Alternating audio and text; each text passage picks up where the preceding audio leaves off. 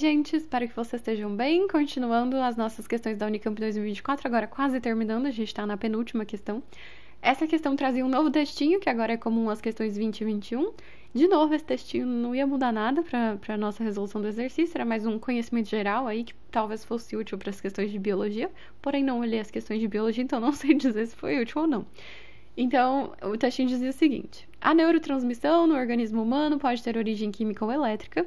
O entendimento das sinapses elétricas ocorreu só mais recentemente graças a estudos avançados das propriedades elétricas dos neurônios. As propriedades mecânicas dos neurônios, como a elasticidade, são, por seu turno, importantes para a compreensão do desenvolvimento deles. Nenhuma informação relevante. Na questão 20, agora sim, a gente tem um gráfico de corrente elétrica por diferença de potencial. Antes de ler o enunciado, a gente percebe que essa corrente elétrica que está no eixo vertical, ela está em picoampere, mais um prefixo, picoampere. E a diferença de potencial está no eixo horizontal em milivolts, Então, nenhum dos dois está no sistema internacional. E aí, se a gente olha para as nossas alternativas, a gente tem alternativas em ohm, então provavelmente a gente quer calcular uma resistência, mas nem todas estão exatamente em ohm. A letra B está em miliohm, a letra C está em megaohm e a letra D está em gigaohm. Ou seja, a gente tem o gráfico de corrente, que é o I, por DDP, que é o U. E a gente quer o R. O que automaticamente tem que vir na nossa cabeça? Primeira lei de Ohm, que é o URI. U igual a R vezes I. Mas e esses prefixos? Lembra no exercício anterior que a gente tinha falado de alguns deles? A gente tinha falado do quilo, do mega, do giga, do tera e do peta. Então, quilo era 10 a 3, mega 10 a 6, giga 10 a 9, tera 10 a 12, peta 10 a 15. A gente também tem prefixos para os pequenos. Então, a gente tem, por exemplo, o M pequenininho é o mili, e aí a gente encontra ele comumente em milímetro, miligrama, mililitro, mili, muitas coisas. Esse mili sempre vai significar uma parte em mil. Então, é a própria unidade dividida por 1000. Menor do que isso, a gente tem a unidade de medida micro, que a gente acabou de usar no exercício da FUVEST. Se você está assistindo as resoluções da sequência, a gente usou esse micro na resolução dielétrica, inclusive um exercício muito parecido com esse, da FUVEST também 2024, que é o 10 elevado a menos 6. Então, a gente tem mili, micro. Menor do que isso, a gente tem o nano, que também apareceu várias vezes lá na FUVEST.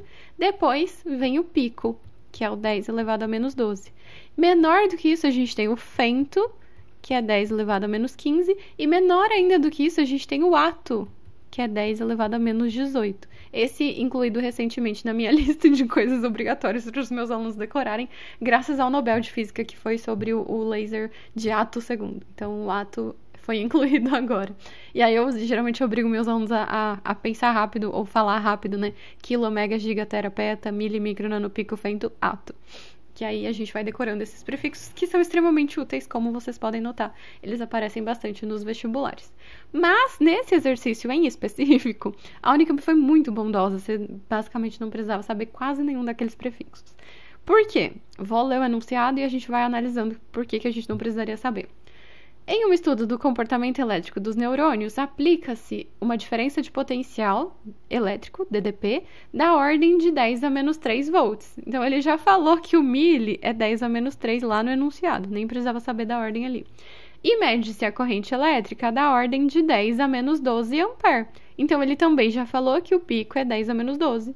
De novo, não precisava lembrar da ordem. Então, nesse exercício, não fazia tanta diferença assim. Só para as alternativas vai fazer uma leve diferença a gente saber. Enfim, continuando, que passa pelo sistema. A partir dos resultados desse experimento, representados no gráfico da figura a seguir, conclui-se que a resistência elétrica do sistema, então a gente quer saber o R mesmo, é igual a, e aí a gente quer saber o R.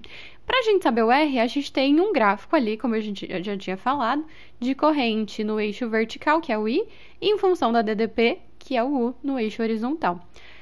Esse gráfico está formando uma reta. O que significa isso? Significa que qualquer ponto do gráfico que a gente escolher, a gente vai ter exatamente o mesmo valor de R. Porque a constante que relaciona um com o outro, a inclinação da reta que relaciona um com o outro, vai ser sempre a mesma. Então, esse R vai ser sempre o mesmo, justamente porque esse neurônio está obedecendo à primeira lei de Ohm. Então a gente olha ali no gráfico, né? Vamos ver qual é o ponto mais bonitinho, assim, que tá pegando certinho nos cruzamentos aqui das linhas que a gente tem. Acho que o mais bonitinho é esse aqui de cima, ó. Ele corresponde a uma DDP de 140. Então a gente tem U igual a 140 milivolts, que é a mesma coisa que 140 vezes 10 a menos 3 volts. E se a gente vier aqui para o lado, a gente tem o 10. Então o I é igual a 10 picoampere, ou seja, 10 vezes 10 a menos 12 ampere. Então a gente tem o U, a gente quer o R e a gente tem o I. Só colocar na continha aqui. 140 vezes 10 a menos 3 igual a R vezes 10 vezes 10 a menos 12. Vou passar o 10 vezes 10 a menos 12 dividindo, então vai ficar 140 vezes 10 a menos 3 sobre 10 vezes 10 a menos 12 igual a R. 140 dividido por 10, é só a gente cortar o zero, vai ficar 14, então R é igual a 14. 10 a menos 12, a gente passa para cima positivo na potência, então vai ficar menos 3 mais 12.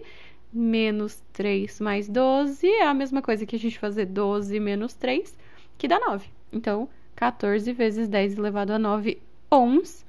10 elevado a 9, se vocês lembrarem aqui da sequência dos prefixos, é a mesma coisa que giga. 14 giga ohm é a nossa resposta, que é exatamente a letra D. Se vocês não lembrarem que o giga significa isso, a letra C não poderia ser, porque era 70, e a letra B também era 70, não era 14.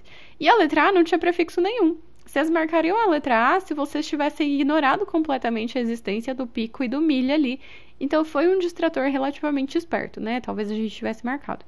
E os outros a gente marcaria, talvez, se a gente tentasse fazer algum outro tipo de conta, não sei.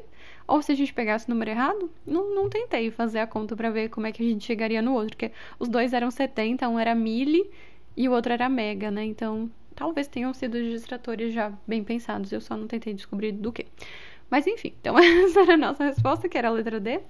E é isso, gente. Espero que vocês tenham gostado. Me contem se vocês gostam dessas coisas interessantes que tem a ver com a questão, que às vezes é útil a gente lembrar enquanto a gente tá resolvendo, ou se vocês gostariam que as questões fossem mais diretas, assim, tipo, é isso e pronto, sem lembrar de mais nada além disso. Talvez mais direto seria mais rápido, né? Não sei se seria mais útil, mas me contem nos comentários o que vocês acham, certo? Daqui a pouco a gente volta com a última questão da Unicamp 2024. Tchau, tchau e se cuidem!